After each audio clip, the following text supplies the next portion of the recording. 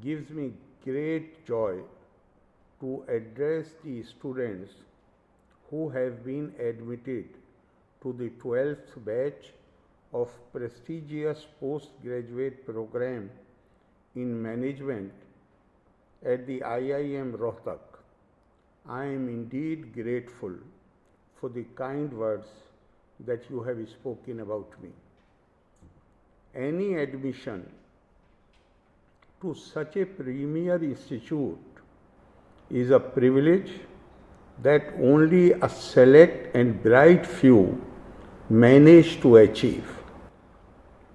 Let me therefore congratulate each one of you on being a student in this institution, which has been ranked 8th among public management institutions by Outlook India ranking of 2020. I am glad that this year more than 70% of the students are women, and that this is the second time in a row that this institute has won the trust and preference of girl students. Besides this improved gender diversity, one can see, and your director has already remarked about it, that in IIM Rohtak, India's rich diversity with students from different denominational, linguistic and economic backgrounds ready to become responsible and ethical citizens who would lead tomorrow's business and industry. I am sure that IIM Rohtak, which seeks to develop corporate and non-corporate managers with a sense of excellence, strong social commitment, and a passion for a value system, would equip you with the leadership and managerial qualities required to face the challenges of the future. The motto of your institute, Gyanen Gunen Cha Prabandha, management through knowledge and values, signifies this institution's mission of knowledge diffusion, social commitment, and value system. This motto of IIM Rohtak reflects the determination to train students on the right path by emphasizing moral values rather than business-like addiction to profit and monetary success popularized by current thinking.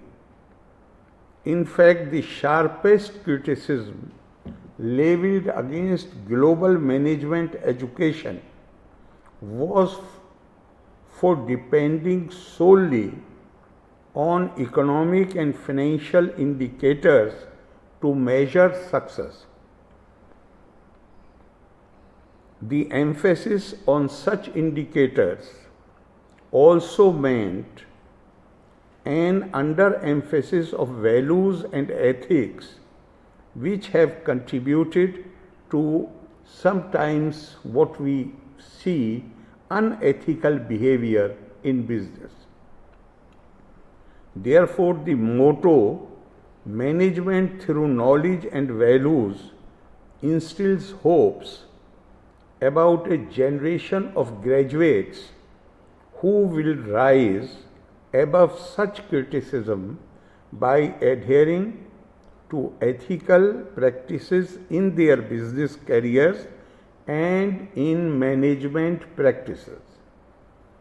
I am aware that life in every IIM campus is hectic, with an elaborate syllabus, a lot of practical exercises in various areas of management, and a tough competition that lies ahead in your career. This hectic training has helped the students of Indian Institutes of Management to corner the most lucrative positions in the coziest of workplaces. The rigorous managerial training in the IIM enables them to surmount the pressure of work and competition with ease.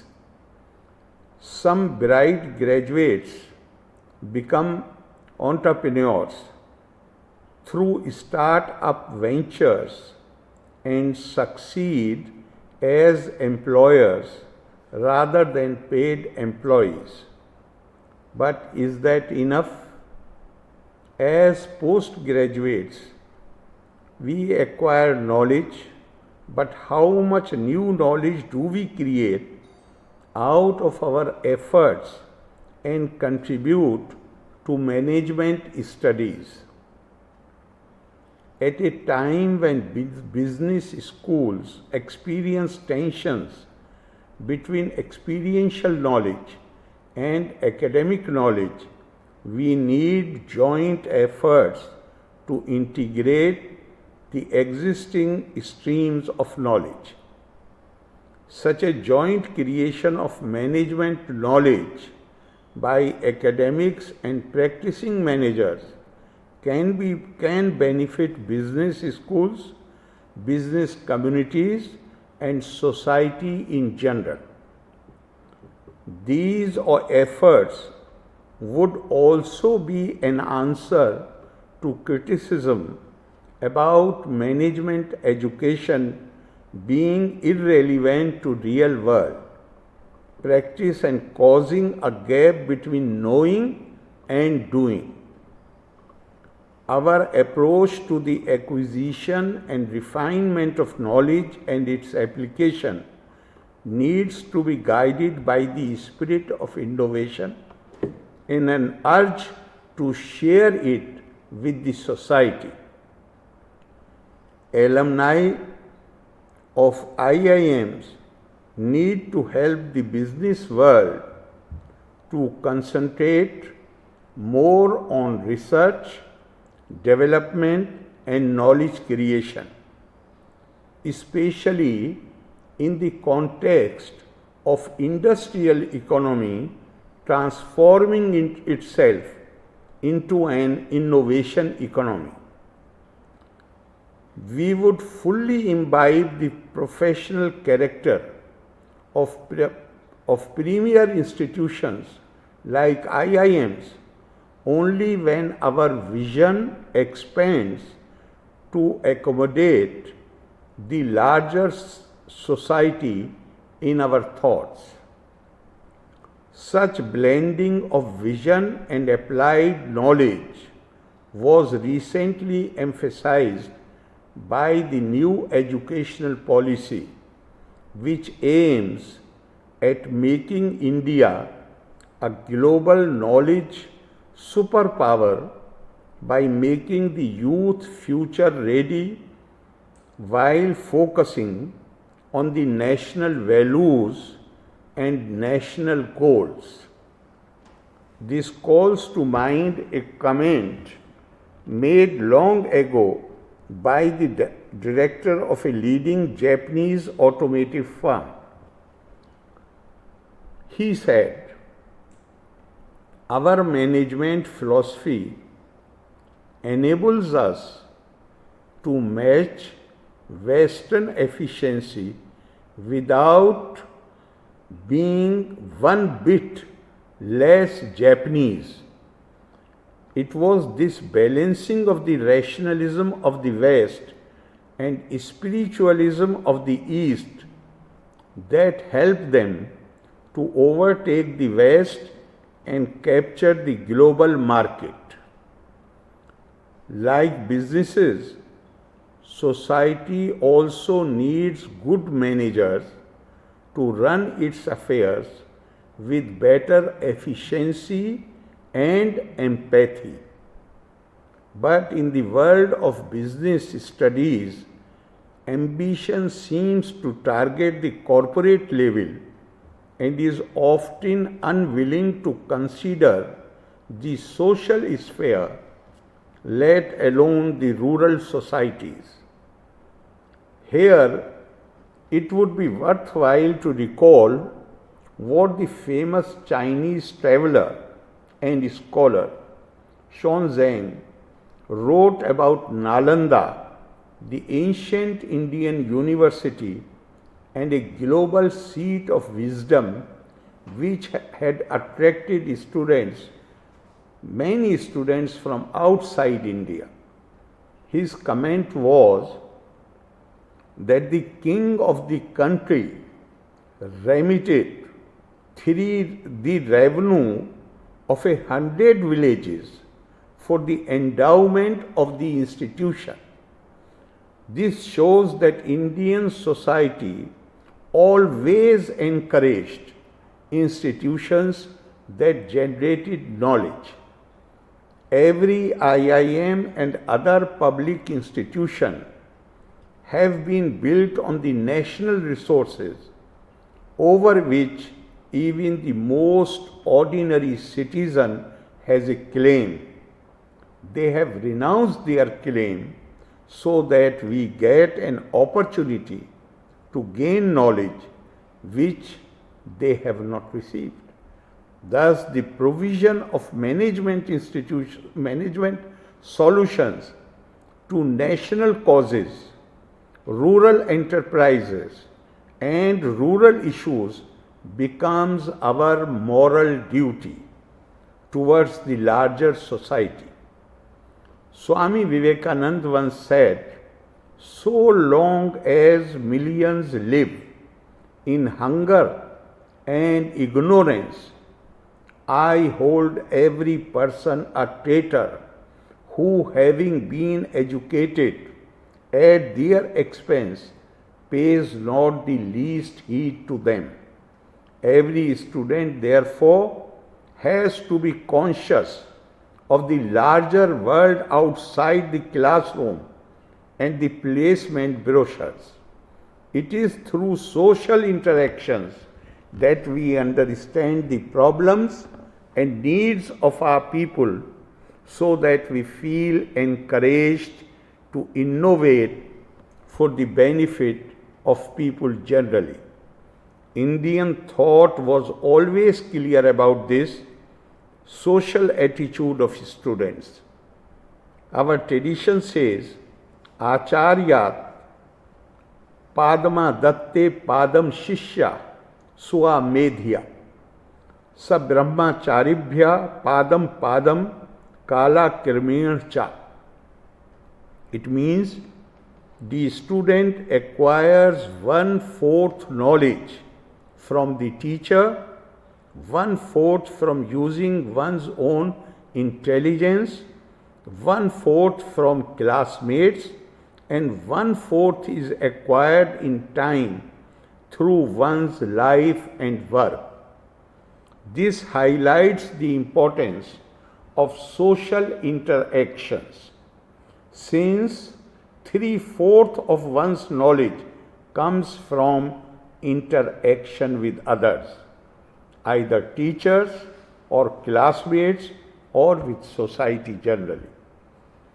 How many of us are well aware of the needs of society we live in? There is a saying that real education begins with a clear knowledge of what we do not know. Famous writer and historian Will Durant once said, "60 years ago, I knew everything. Now I know nothing." Education is progressive discovery of one's own ignorance. The deeper we delve into the issues plaguing our society, we become conscious of our ignorance and the need to devote ourselves to our social role as educated people. A student is a vidyarthi, a brahmachari, in search of knowledge, and our tradition sees education as tapas or self-imposed austerity, hard work, concentrated work. The Valmiki Ramayana declares tapa swadhyay nirittam for the student one who is ever devoted to the pursuit of knowledge. Such devotion has to be our approach to knowledge, especially in today's society, where tomorrow's economy is shaped by today's education. Like other disciplines, management has also been influenced by new technology with which every student has to be familiar. As we move into the era of Industry 4.0, it is necessary to build competitive advantage by understanding the impact of new technological changes on business models and management practices. While the emerging industrial climate creates huge opportunities for managers, it also raises concerns regarding employment in the new, evolving environment of robotic production and services. This calls for regular skill upgradation among the students and practitioners of management. Besides acquiring technological skills, we need to develop qualities as teamwork, empathy, curiosity, creativity, innovation, critical thinking, social intelligence, emotional intelligence to thrive in the new business environment. Being a lifelong learner is the best solution. What we learn today may not be relevant in the coming time. We need to constantly acquire the skill of unlearning and relearning. As Alvin Toffler famously said many years ago, the illiterate of the 21st century will not be those who cannot read and write, but those who cannot learn, unlearn, and relearn. Let me therefore wish you all the enthusiasm to be lifelong learners, with the yearning to achieve excellence and social welfare. Those who would aim to achieve excellence in their role as effective managers and leaders of the future could recall Lord Krishna's advice to Arjun in the battlefield of Kurukshetra. Yatra Yogeshwara Krishno, Yatra Partho Dhanurdhara, Tatra Shri Vijayo Bhuti Dhirva Nitir Matirma. It means where there is Krishna, the Lord of Yogas, wisdom, and where there is Partha, the wielder of the bow, there are fortune, victory, prosperity, unfailing justice, and ethical sense. That is my conviction. I sincerely wish that management education empowers each of you with the energy of vision represented by Shri Krishna and the energy of intense and efficient action as exemplified through Arjun, the Karma Yogi. I compliment the Director, Professor Dheeraj Sharma, the faculty and staff for organizing this session to make students aware of their road ahead in management. My best wishes to all of you for achieving excellence in your academic pursuits and in your profession. Loka samasta sukhino bhavantu. Thank you. Jai Hind.